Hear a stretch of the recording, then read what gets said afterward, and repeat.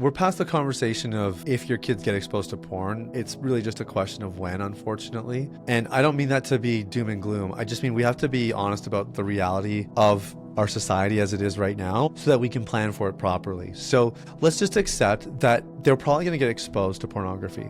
How do you want them to respond when that happens? That's the question I want to implore your listeners to really ask themselves. How do you want them to respond?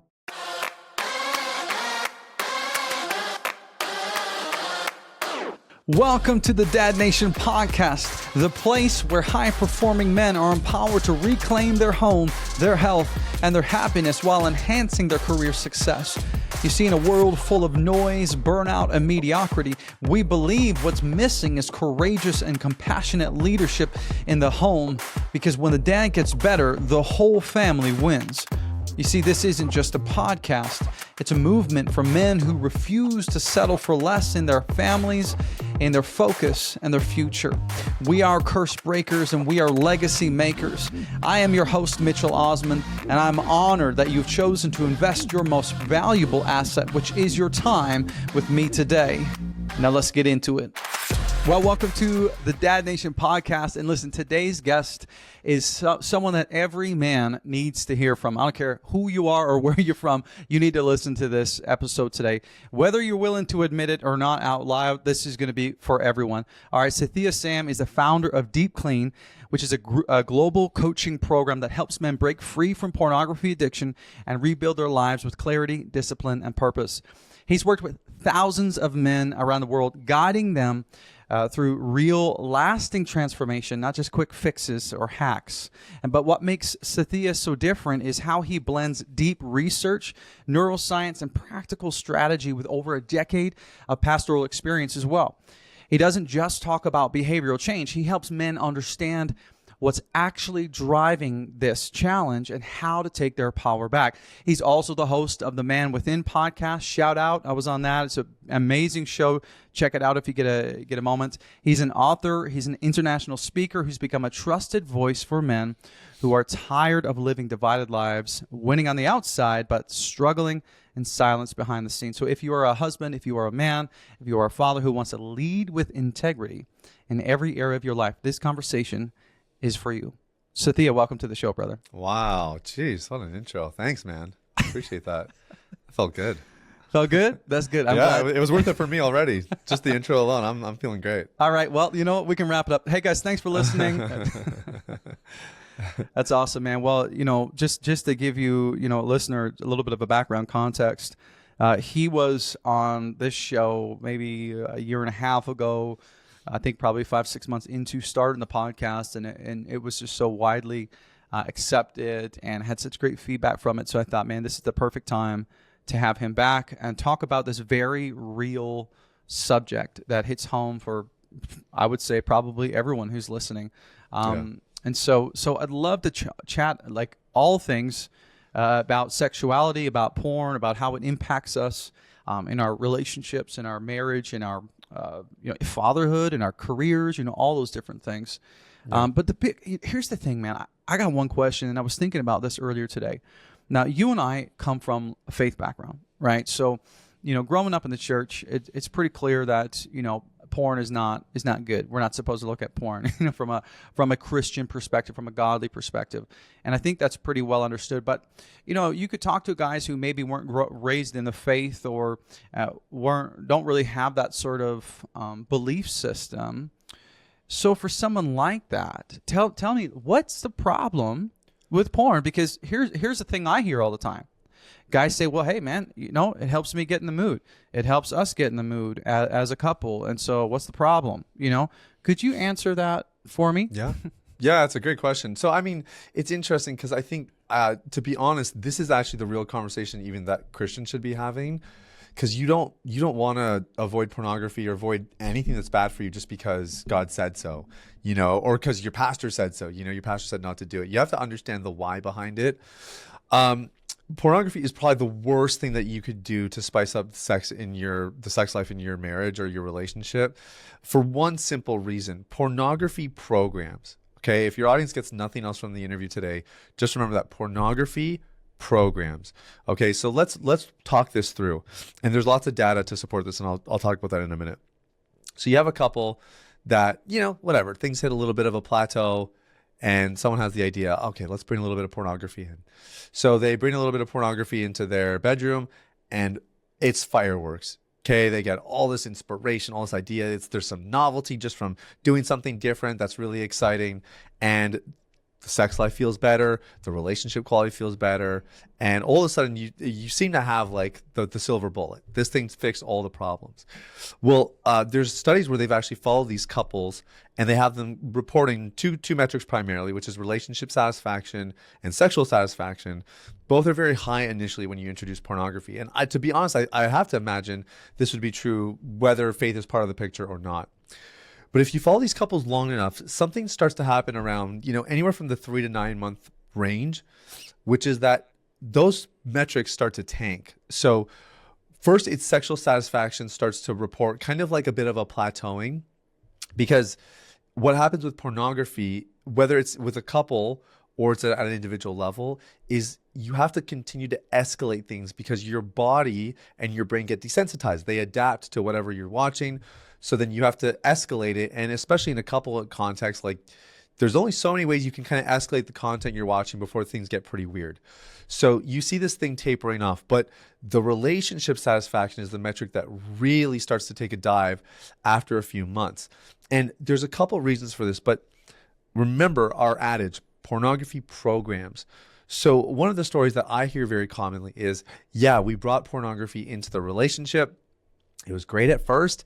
And then we had our first fight. And then she was away for a week. And then, you fill in your blank. And what they realize is I was actually programming my brain and my body to experience arousal with somebody other than my partner, other than my spouse, whatever it is that they're watching online. So you get into a fight, your wife is tired and doesn't want to engage. And now pornography has become the thing that you're actually more dependent on than anything else. And so you build this bad relationship with pornography, number one.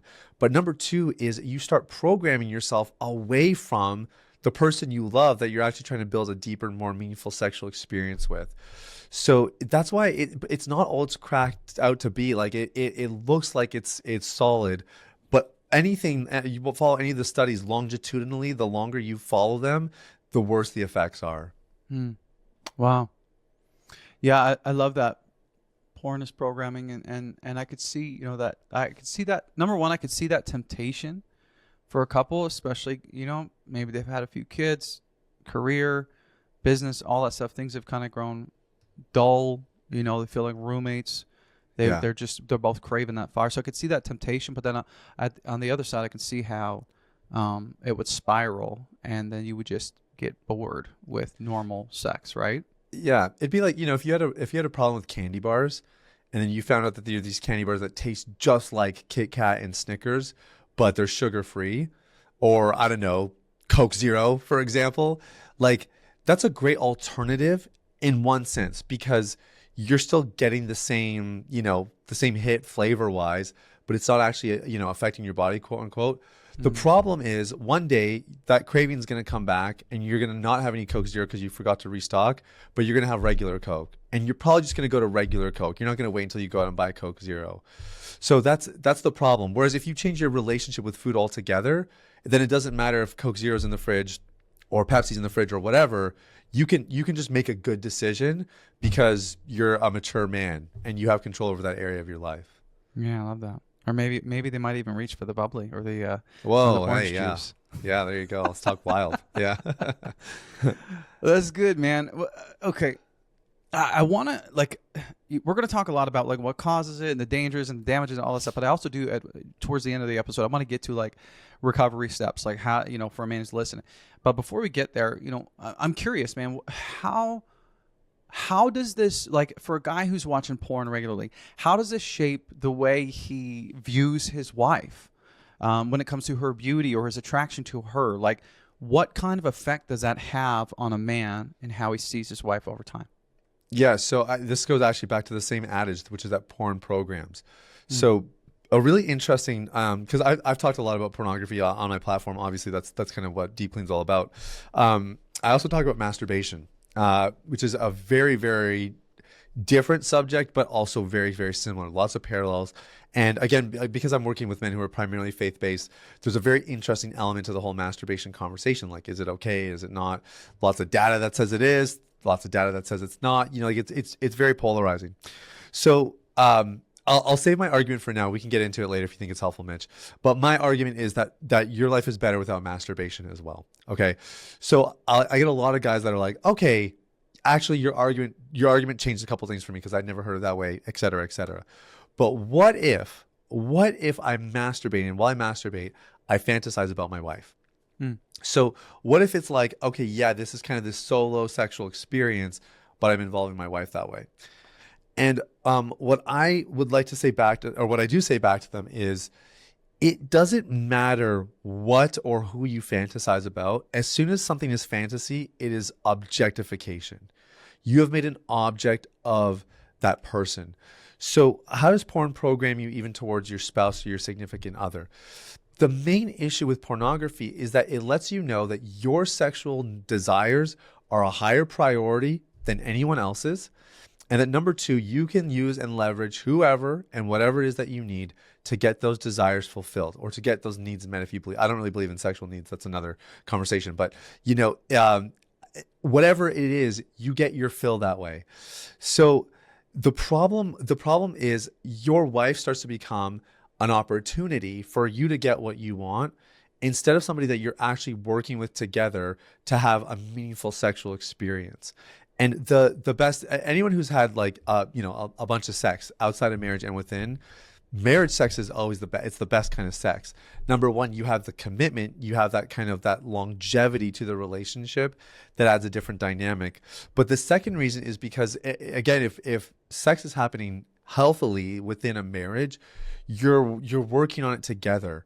And it's not just about you getting what you want. It's actually more about her getting what she wants, because you know that in the process, if she gets what she wants, you will likely get what you want as well. Mm-hmm. But pornography gets those priorities reversed. Mm-hmm. Pornography says, get what you want. If there's anything left, you know, you can leave it for her as well. And I'll drive it home with some more data. There's a researcher named Sheila Ray Gregoire. Again, this is faith-based research, but this would have lots of relevance across the board. She surveyed over 20,000 people, and she was trying to understand some of these dynamics we're talking about here that exist between couples and their sex lives and everything else. And what she identified was the 40, she calls it the 40, I got to get this right. It's the 47-point orgasm gap. Have you ever heard of this before, Mitch? No, man.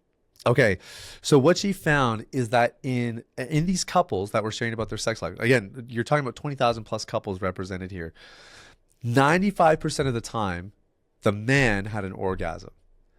48% of the time, the woman had an orgasm. So a difference of 47% between when the guy would experience an orgasm versus the woman, which goes to show you how much programming there is, likely from pornography, and also, you know, there's other things that influence this, that are basically telling guys, hey, this is what sex is. As long as you get your fill, that's all that matters.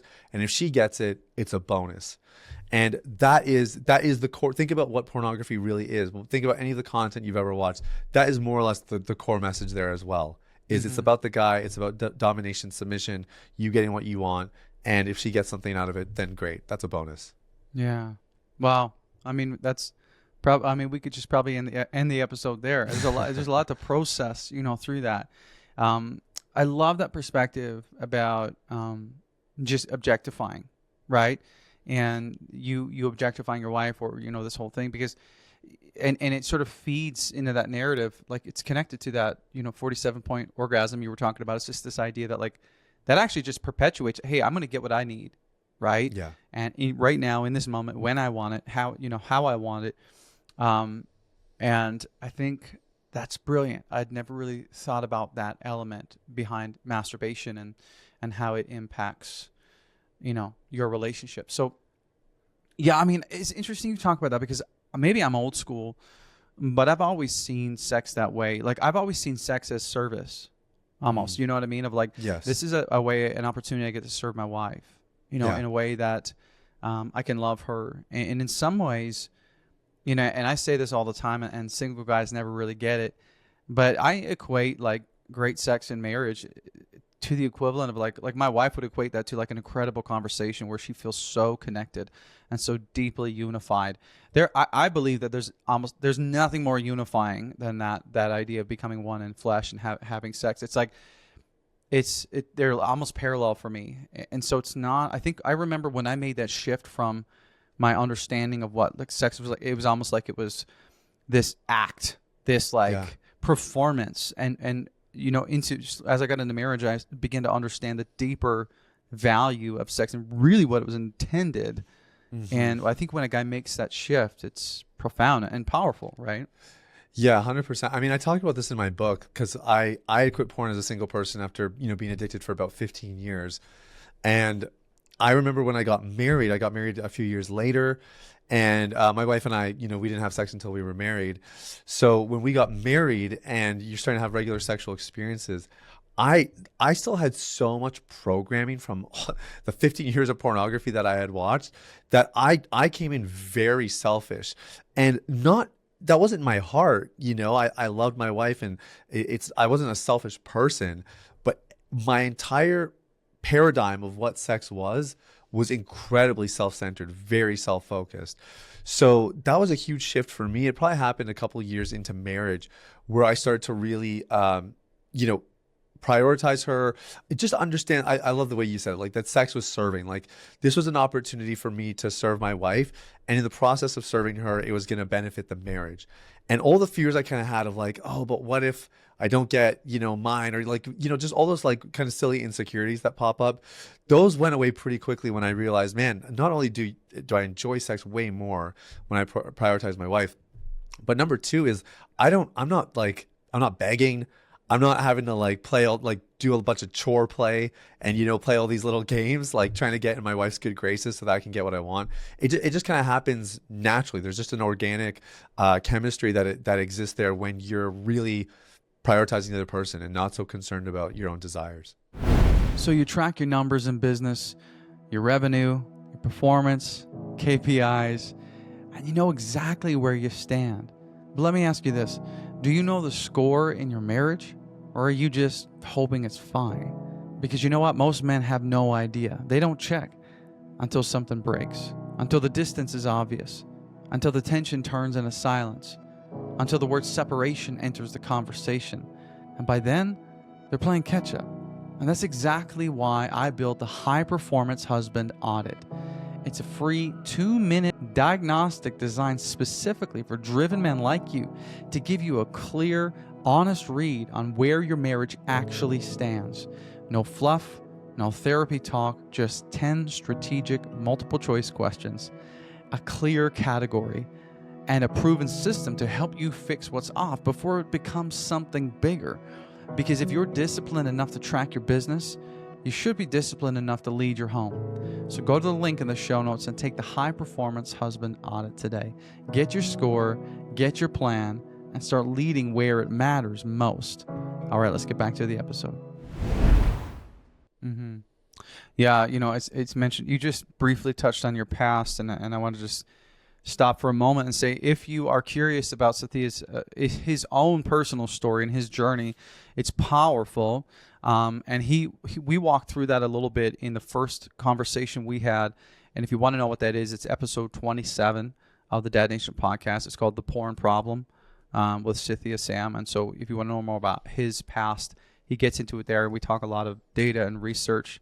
Powerful episode, so check that out if you want to dive even deeper. Another quick question for you, dude, is I'm curious as to how this shows up in the other areas of your life. So a lot of the listeners of the podcast are going to be what I would equate to high-performing men, career-driven men who work means a lot to them. They work hard, they work long, and they get paid well for it. But how does porn, an addiction to porn, and all these different areas, I would say sexual deviancy in this kind of way, how does that impact them in other areas of their lives, like in their career or even as they show up as a father? Yeah, so you have to first understand the inverse relationship there, which is that pornography is rampant among high performers. So I've worked with business owners, guys in the NFL, some of the top rated surgeons in the world. I've actually worked with, we had an addiction physician come through a program. He literally went to med school to help guys quit addictions, come into our program, just to give people an idea of like what we do is very, very different. But I also say that to illustrate that pornography is very enticing for a high performer for a couple of reasons. So the typical high performer story is you have unusual talent combined with unusual work ethic. That's usually what happens. Because once you reach a certain stage of life, it doesn't matter how talented you are. You can be outmatched by people that will outwork you. Mm-hmm. So the real high performers, the people that do actually climb the ranks in executive roles, starting businesses, athletic performance, they understand, yes, I have talent, but I also need to put in the work. Mm-hmm. So the question is, where does all this come from? Where does the drive come from to work so hard? And you often hear stories about, I had an abusive father, my parents, got divorced when I was young. This girl said I had buck teeth when I was 5 years old and I never lived a day. Like we all have these stories of insecurity, of pain, of something difficult.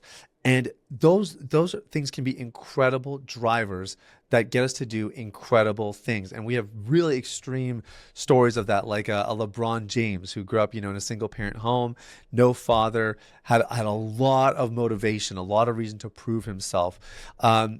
Those stories are real, and that's what makes high performers who high performers are. But if you have things that are unmedicated, if you have beliefs that are driving this, insecurities of, I have to keep performing, I have to keep being successful, because if I'm not, people will see that I'm flawed, and if they think differently of me, my world's going to come falling apart.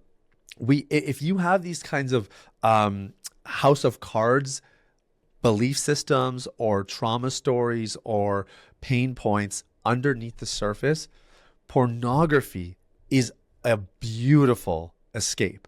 I mean, let's really think about that. You're a high performing executive. You're making great money. You tell people to do something at work and they do it. You have pressure, you have projects, you have expectations, and then you have a home life. And maybe the home life's a little bit chaotic because, kids don't just do something because you told them to do it. It doesn't work the same way at home that it does at work. Or maybe you and your spouse don't get along super well and it's a little bit chaotic. Well, somewhere between all the pressure and the disconnection and everything else, you're going to need an escape. And if you haven't learned how to regulate, if you haven't learned how to work through some of that trauma history that you have, if you haven't, uprooted some of those core lies and really understood what it means to value yourself and walk in truth and have an identity that's apart from your performance, pornography is just the most convenient escape ever. It's the 3 A's. It's affordable, accessible, and it's anonymous. Mm-hmm. And those three things not only make it a great option, but they make it a great recurring option. It doesn't just make it easy to go try it once, but it keeps people insulated. And pornography, obviously, in of itself is highly addictive. So for high performers, especially the high performer who's saying, everyone looks at my life and everything looks like it's together, but on the inside, I feel like I'm falling apart. Or if people really knew what was going on in my private life, they wouldn't think that way. Pornography is very, very commonly at the top of that list of things that are wreaking havoc behind the scenes because it's such a great escape to some of those deeper pain points that are driving their success in the first place. Yeah, makes so much sense. It makes so much sense. I mean, and you're used to control. You're used to having that in your workplace. I think you struck on a key point. It's like you're at work and you tell people to do things and they do things. And then you come home and you try and tell your wife to do something and she doesn't listen, or your kids. And you're like, wait a minute. You're supposed to, everyone else does, right? My family's not responding like employees. Why not? And there's this tension of like, why am I not respected in my own home? Why am I not powerful in my home like I am at work?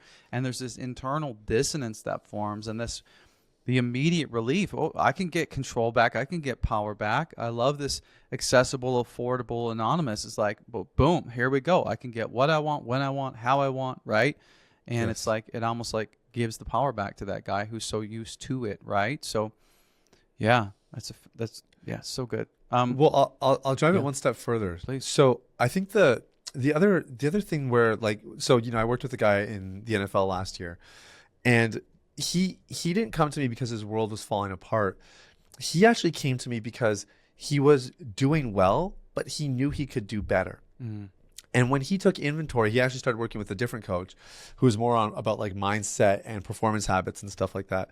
And so when he started to work with that coach, the one thing he realized is that he was wasting so much time on pornography, not just watching it, but covering the tracks up afterwards, clearing the browser history, kind of having to like keep a different narrative, making sure his girlfriend didn't check his phone. Like he was spending so much time trying to keep this thing under wraps. It was actually affecting his performance on the field. And so for him, it wasn't integrity issue. I don't want to misrepresent this. He didn't like that he had pornography in his life. That already existed. But what kind of pushed him over the line, so to speak, to actually make a decision and get pornography out of his life was that he wanted to perform better. And he knew that with pornography out of the picture, he was going to have more energy. He was going to have a more clear thought life, a more regulated nervous system, and he was probably going to perform way better. And that turned out to be the case very, very quickly because he got a lot of quick wins, but he also just got a lot of time back, a lot of energy back. He's not thinking about how to cover things up. He doesn't have anything to hide. So there's a regulatory thing there. I don't know how much you guys talk about nervous system regulation on your podcast, Mitch. Yeah, a lot. But if you follow, this is like it's one of the classic studies. They followed Steph Curry's heart rate, right? And they saw that with the game on the line, he's at a free throw, like one of the highest intensity, highest pressure moments you could have in your life. He is just resting heart rate. Like completely unfazed. And the guy's been playing for 40 minutes. Like he should be out of breath, if not for the physical element, certainly the psychological piece, and he's calm. The highest performers are actually parasympathetic a majority of the time. I hired a performance coach a couple of years ago. Not that I'm an athlete, but I just wanted to get my health in order after the business had grown, and I could see myself kind of sputtering out a little bit. And it was one of the first things he said to me. This guy works with people in the NHL, NFL, PGA, whatever, and he said the best conditioned athletes, and he uses athletes broadly. He said whether you're a business owner, you're a CEO, or you're in some kind of performance field, the best are parasympathetic 95% of the time. So if for nothing else, pornography is a pseudo regulator. It gives you the illusion of regulation, but it actually leaves you more dysregulated after. So if a high performer is not convinced, or maybe you're not convinced enough that you need to do something because of the dissonance between your inner life and your outer life, then let it be about your performance and you stepping deeper into the things that you're called to, the areas where you could be performing better. Maybe you've been blaming them on sleep or on your spouse or on circumstances, when in reality, pornography is just draining so many of your resources that you don't have anything left to take things to the next level. Yeah. Yeah. You're so right, man. It's, I was talking, in a podcast, I'm not sure, when this will air, but just recently I had a conversation with Dwayne Osterlin from the Addicted Mind podcast. I was on his show. And then when I learned more about his work, I was like, hey, you need to come talk to my guys. And he talks a lot about how to recover in your marriage after some kind of sexual deception, right? This idea of whether that's sleeping around or porn, or it could be anything, right? An affair. And he walks with couples on how to reconcile, how to bring connection back, rebuild trust. And we were having this conversation, and I'm tying this to your point about how we create this secret life, and it's so difficult to maintain. It's so difficult to, like, you're constantly, backfilling your tracks, you're deleting things. It's exhausting. And I was saying to him, like, for me, again, I'm pretty old school. So from day one with my wife, I gave her my passwords to everything. Like, she's got my passwords, my passcodes, you name it. She can grab my phone. She can grab my laptop. She does everything on my devices. I don't care. Because I've done that before. And the idea of living that second life, or living in secrecy, is so exhausting. Yeah. And even for me, like I'm a busy dude, running multiple businesses. I'm a young dad. Like I don't have the capacity to maintain that, like the clarity and the peace and the that just comes from living in freedom and not having to worry about that is absolutely priceless. To be able to say in our 10 years of marriage, we've never had a fight about porn or other women or other guys or relationships or passwords is like the most incredible thing. And I'm not saying, oh, like, yay, me, patting myself on the back. I'm saying I did that because I knew what I'm capable of. Right. Yeah. And just like any man, like you're one decision away, you're one URL away. Right. And so I would just, sorry, I'm getting a little bit passionate, but I would just encourage you, like if you're listening and you're hearing what Sathiya is saying, yes, from low level to high level guys, like it's not worth your energy to do this. Right. And it's the most freeing thing to just not have anything to hide. Would you agree? 100%. Yeah.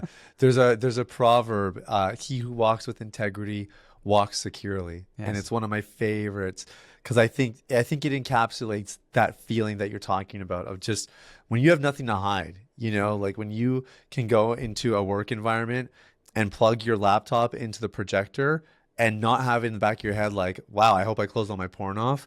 Like when you can just have that security day to day, like with your devices, but even just walking down the street, just knowing that you have nothing to hide. Mm-hmm. Like there's no, like someone can come and investigate your private life. They're not going to find any disconnect between what people are seeing online or in public at work or, wherever it is. That's a beautiful feeling. And for me, to me, that's like the mark of a true man is when your life internally, your private life could be fully explored and people would find no surprises. To me, that's when assuming that that everything's aligned, like from an integrity perspective. That to me, that's the sign that you're a real man. Yeah, it's a good word, man. It's a good word. I want to talk about I want to say I want to get into fatherhood and our children at one point, but before we go there, I do have another question. So I was watching this guy on Instagram, a reel, and he was saying he was talking about his porn addiction. And he said, I trained for an ultra marathon and I ran the ultra marathon. It was like 100 miles. Yeah. And he was like, and I thought, I'm going to do this because it's going to give me the confidence to be able to quit porn. Because at that point, if I can train and run 100 miles, then surely I'll be able to quit porn. And then he finished the race, and wouldn't you know it, right back in the porn. And he was saying it is so much more infinitely difficult than anything he's ever done. And so my question for you, man, is like, why is this so hard for guys? What is it about porn that's so difficult over most other things? Yeah, it's crazy because we have had people in our community say, I've quit weed. I've quit. One guy even said, I've quit cocaine. I've quit alcohol. Nothing was as difficult as quitting pornography. So I think this is a pretty common sentiment. It is unbelievably addictive. But to really understand why this is so hard to quit, we have to go back to a little bit of biology. So I was a university researcher before I became a pastor, which is before I started DeepClean. That was kind of my career trajectory there. And I love science. I'm not going to geek out too hard. I'll keep it palatable, but this will be helpful for people. So when you're young and you're developing, your brain and your body are what they call hyperplastic, which means they're very moldable. They learn quickly. It's why, you and I both have little kids, right? You got boy number 2 on his way. Let's go.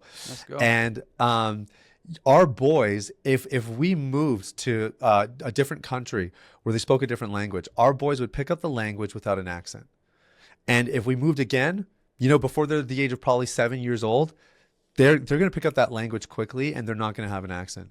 They're hyperplastic. There's a rapid adaptability that exists when you're very young. The average age of first exposure to pornography today is reported as low as 8 years old. So you're talking about hyperplastic brains and bodies getting exposed to unbelievably stimulating content.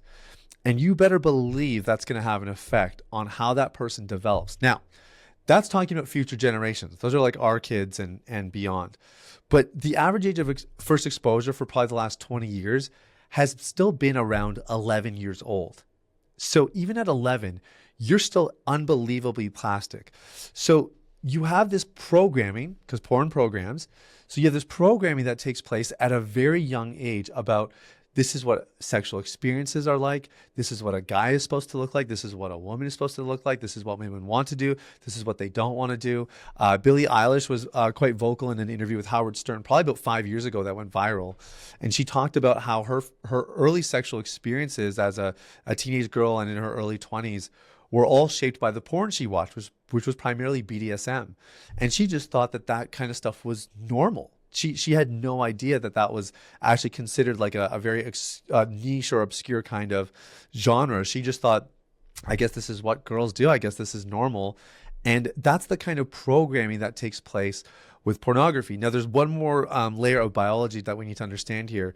And I didn't know this. I learned this from, we brought a sexual abuse specialist into our community because, we got hundreds of guys in there. And he helped me realize that 1 in, I think, 5 guys have been sexually abused, 1 in 5 or 1 in 6. So once I kind of did the math, I was like, okay, yeah, we have enough guys struggling. Like, come on in. And he said something, it was such a small part of his presentation, Mitch, but it really jumped out at me. He said sexual stimulation is processed 20% faster in the brain and body than any other form. So if an 11-year-old did a line of cocaine and watched pornography in the same day, the pornography programs, it hardwires into the brain faster than the cocaine.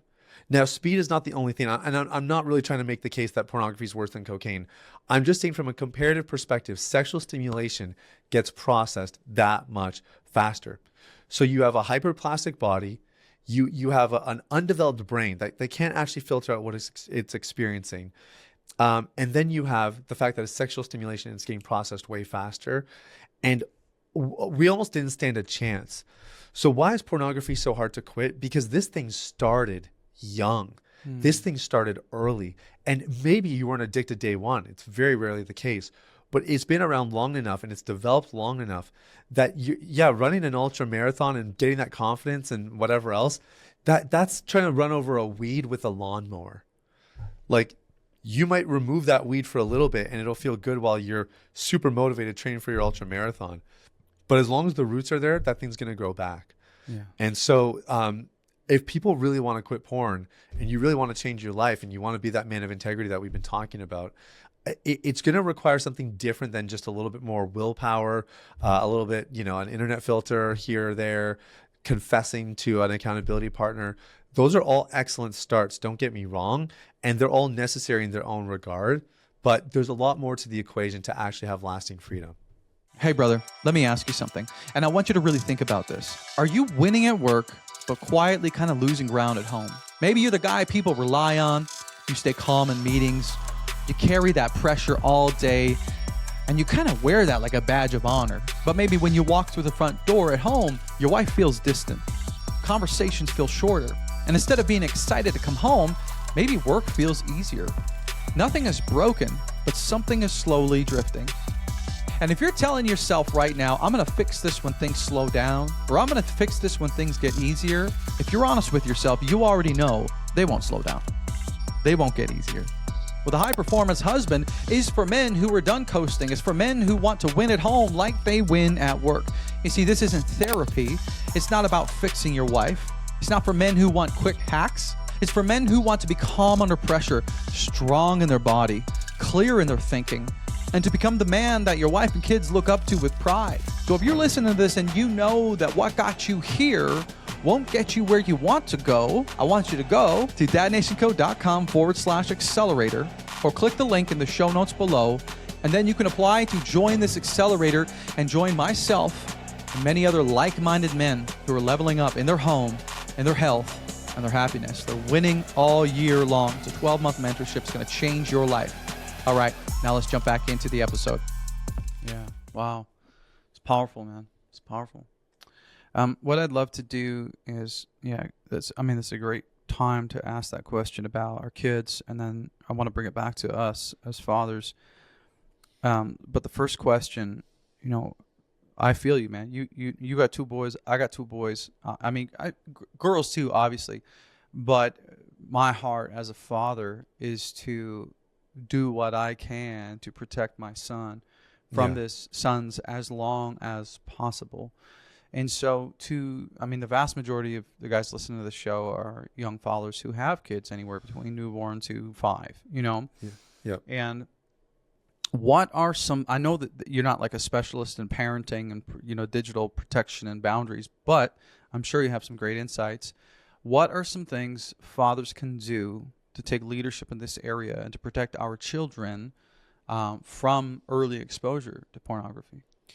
Yeah, so I think, we're past the conversation of, if your kids get exposed to porn. It's really just a question of when, unfortunately. Mm-hmm. And I don't mean that to be doom and gloom. I just mean we have to be honest about the reality of our society as it is right now so that we can plan for it properly. So let's just accept that they're probably going to get exposed to pornography. How do you want them to respond when that happens? That's the question I want to implore your listeners to really ask themselves. How do you want them to respond? Do you want them to hide from mom and dad, act like it never happened, or do you want them to come talk to mom and dad? Now, I'm going to assume that your audience, being the smart people that they are and the excellent fathers they are, they want the latter. They want their kids to come to them and to have the conversation about it. So for me, my oldest is 2.5, okay? And from the time that Judah was about 12 months old, we've been talking about his anatomy. Okay, he knows his anatomy. He knows where his stuff is. His grandparents hate it. My parents absolutely hate that we talk about penises and all that stuff around the house. They're like Indian immigrants and pastors, so they're just not used to talking about this stuff. It makes them uncomfortable. But we do it anyway. And Judah knows. He knows where. Now, why? I'm not trying to like make a spectacle here. That's not the point. I'm trying to teach Judah, even at a young age, this is just things that we talk about here in this home. Mm-hmm. I'm trying to establish a foundation, and he's 2.5 now. He's going to be 3. He's going to start thinking about, girls and wondering where babies come from. And these conversations are all going to start to happen. And my goal is to build a history of Judah talking with dad and not getting judged, not seeing dad get all clammy and weird about it, but just talking about sex and penises and whatever else, like you talk about the weather or sports, so that he knows when the time comes where he does get exposed to pornography, he can come talk to me about that too. And it's just another drop in the bucket. Mm-hmm. It's just another conversation that we have in the category of a conversation that's been going on since he was about 12 months. So I think that should be the long-term goal for parents is you want to be the safe place that your kids can come to have these conversations when they get exposed. And again, I want to make it super clear. Most kids get exposed in innocence. Okay, it's a peer shows it to them, or, goodness, it's an older brother, an older cousin, an uncle. There's all these mortifying stories. They find something online. It's a pop-up. There's still media. There's still magazines and VHSs, if you can believe it, floating around. Sometimes they find it that way. Maybe not VHS, but magazines. So these kinds of things are happening in our world. You want your kids to feel like, okay, I need to go talk to dad about it. So I think on the more like preventative, proactive side of things, I think that's the first thing. But I will tell you that is probably 20% of the equation. 80% of it is the thing I'm about to share. And the best way I can say it is, and I'm sure somebody said this on your podcast if you yourself have not said it, Mitch, but when it comes to parenting, it's not about what's taught. It's about what's caught, right? You can tell your kids, don't watch porn. Porn is bad, whatever. But they're going to see how you look at women. They're going to see, are you the kind of person who says that you shouldn't do something and then you actually follow through on it? Not just pornography, but do you tell them, hey, don't eat candy bars. They're bad for you. But then they see you eating candy bars, because then they're going to have some questions about when you say don't watch porn, it's bad for you, right? Or something else. So what are you actually modeling to them? Because as fathers, we are the template that our sons copy and that our daughters marry. Mm-hmm. So we got to take this thing really seriously. And if you want your kids to be kids that are walking in integrity, you want your boys to become men who walk in integrity, you want your girls to become women who have a value for themselves and who won't take anything else from another man, you have to model it. You have to show it, and you have to be the example. And so with your daughters, the way you treat them matters just as much as the way you treat other women. You can't treat her like a princess, but have swivel head when you're at the coffee shop, checking out every hot girl around. She's going to see that, and that's going to speak a lot more to her than, your words of affirmation. So you have to be really careful. And with guys, with boys, the best thing you can do is get pornography out of your own life as a father. Because if you can tell your kid, hey, son, I struggled with this too. Here's how I overcame this. That's a very different story than, hey, this is a really tough area and daddy's still figuring it out. Now, there's nothing wrong with that. That's still a lot better than saying daddy doesn't struggle when you actually struggle. That's the worst thing you could do. You don't want to lie about it. It's better to say daddy's still figuring this out, because at least it shows like, okay, this is a difficult issue, and it tells your kid there's not something fundamentally wrong with me for having this issue. My dad has this issue too. So, okay, good to know. But if you can tell your kid, I struggled with it, but I also figured it out, and let me show you what you can do to figure this out too, that's incredibly powerful. So I think there's a couple different things to be thinking about there if you really want to do this well as a father. Wow. I love that, man. 20% is normalizing that, is educating. We would do the same thing in our house. We talk about penis and penis. When I'm talking about jets, he's like put his hands on his diaper and he's like he's curious, right? And so we're just like, we're not making a big deal of it. We're like, oh, pee-pee, like whatever. Yeah. It's just like, yeah, that's your penis. Let's move on. Bro, my wife and I think it's hilarious. Like my kid, they just start going for their junk when they're like 3 months old. Somehow they just know. It's so funny. Also, sidebar, I just realized Judah, my son's name is Jet. I mean, our sons definitely need to have like some type of like acoustic folk duo or like some kind of Shane and Shane vibe, maybe. I'm Judah not sure. And the Jets or something. Yeah, there's a. No, awesome. Dude, I love that you went to modeling. I love that you went to, it's caught, not taught, right? Mm-hmm. And this is a question I get all the time. It's like, and it, not necessarily in the sexuality porn perspective, but it translates. If people say to me all the time, "Why do I need to be like a great husband?" Or why do I need to be in great shape? Why do I need to be like optimizing these different areas? And I'll always go back to that. I'm like, listen, your daughter will grow up to crave the attention and affection of a man just like you. So take a look around. Yeah. Look at your marriage, right? She's going to look for, my sister grew up, married an alcoholic, right? My father, alcoholic. I see it everywhere. And so it's like, that's the question you got to ask yourself is like her, your daughter's perspective, your son's perspective.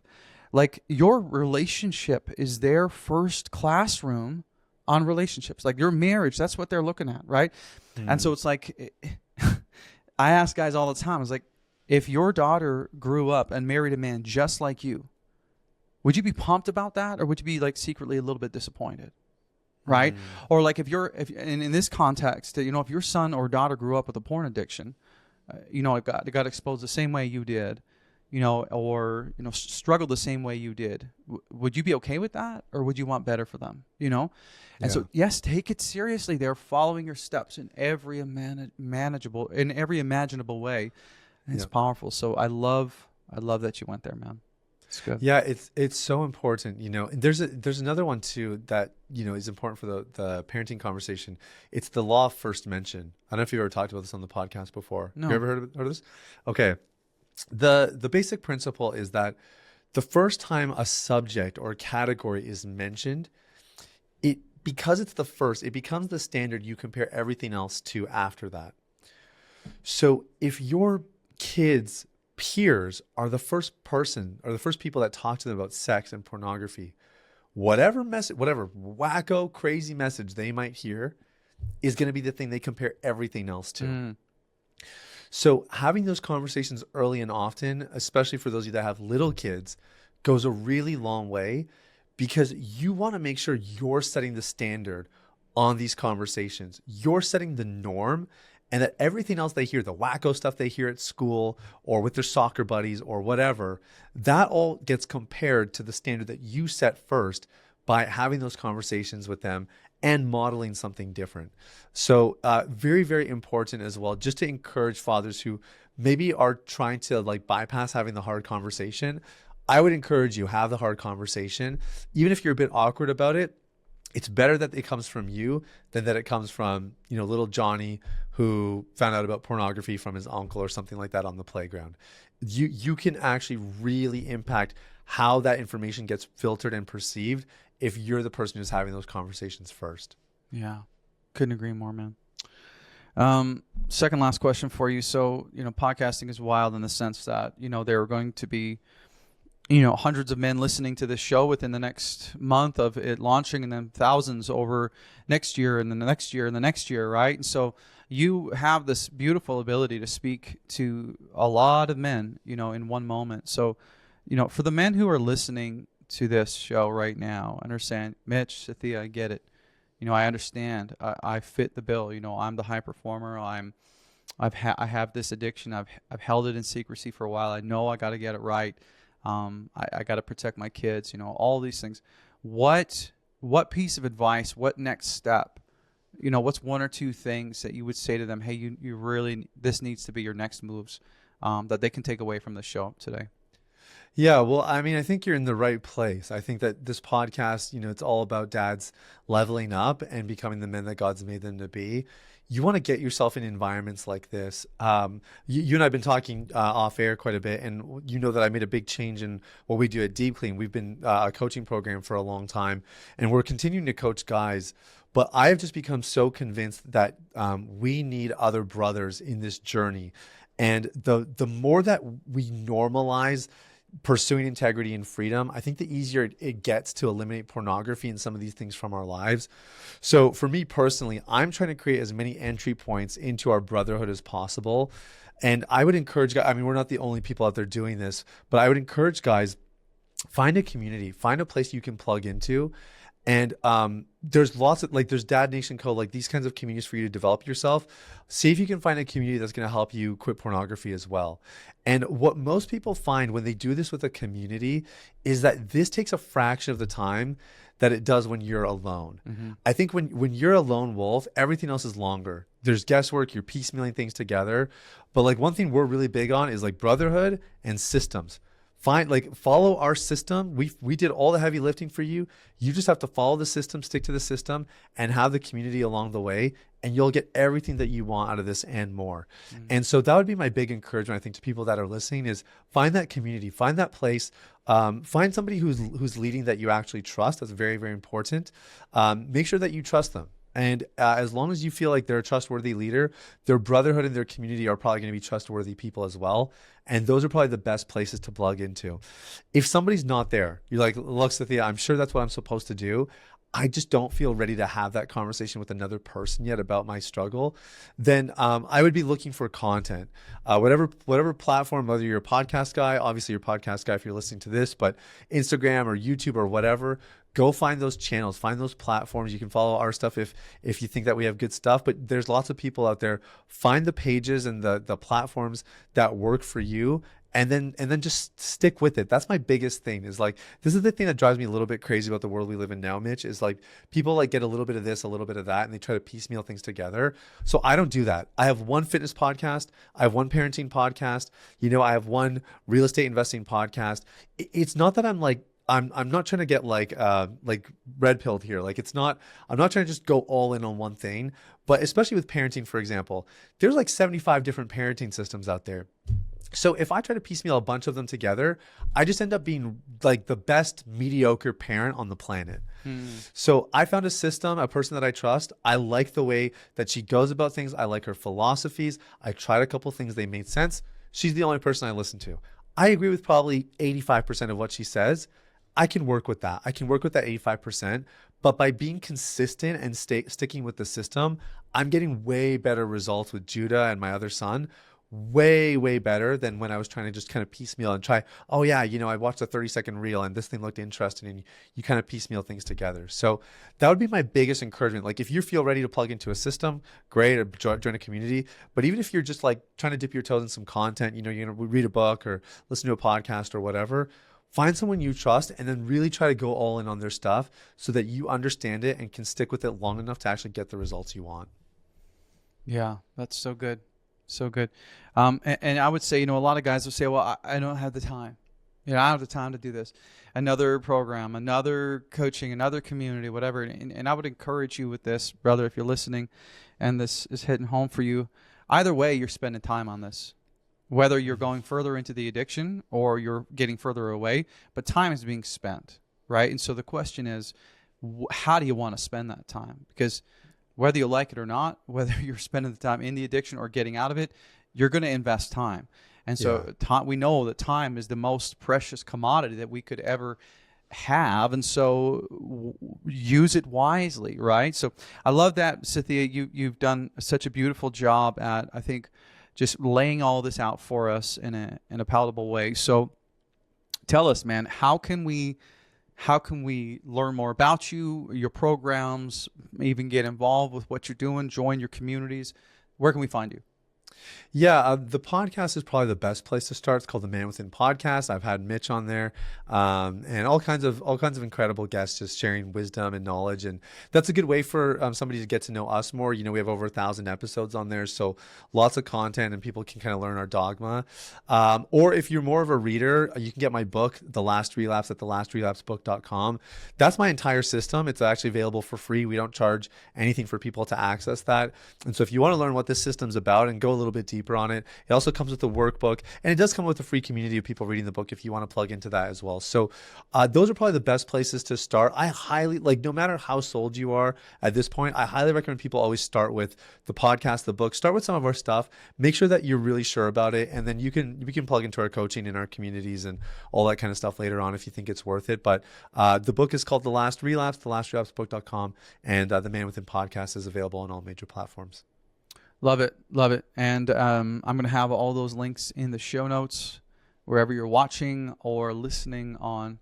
And I would just say this, going with this idea of, spending time, you might think that I'm not going to make a decision on this right now, or I'm going to pause this. And again, I would say this, inaction is just as much of a decision than taking action, right? And so if you don't take action, that's still making a decision, right? And so, brother, if you're listening to this and this is hitting home, please, for the sake of you, for the sake of your marriage, for the sake of your children and their futures, please take action on what you've heard today. Check out his podcast, check out his community, check out the book. Sathiya is brilliant. Him and I have been close friends over the past few months, and just been, I've very much taking in a lot of his content, and I'm telling you, if you're a long-time listener of the show, you know that I don't waste time on fluffy people that just give just kind of watery content. This guy, it's the meat, it's the veggies, it's the whole meal deal. So check out his stuff. Listen, Sathiya, thank you so much for being on the show today. This has been awesome. Thanks for having me, man. Thank you for tuning into the Dad Nation podcast today. Listen, if today's conversation challenged you, if it encouraged you or helped you level up in any area of your life, would you do me a favor? Take 60 seconds to rate and review the show on whatever platform you're listening on. This helps us reach more men who need to hear this message. And if you haven't already done so, subscribe to the Dad Nation YouTube channel, where you're going to find full episodes, clips, and exclusive content designed to help you win at home just like you do at work. Remember, your family does not need perfection. They need your presence. Your leadership matters. So keep showing up, keep leveling up, and never forget, when the dad gets better, the whole family wins. We'll see you next time.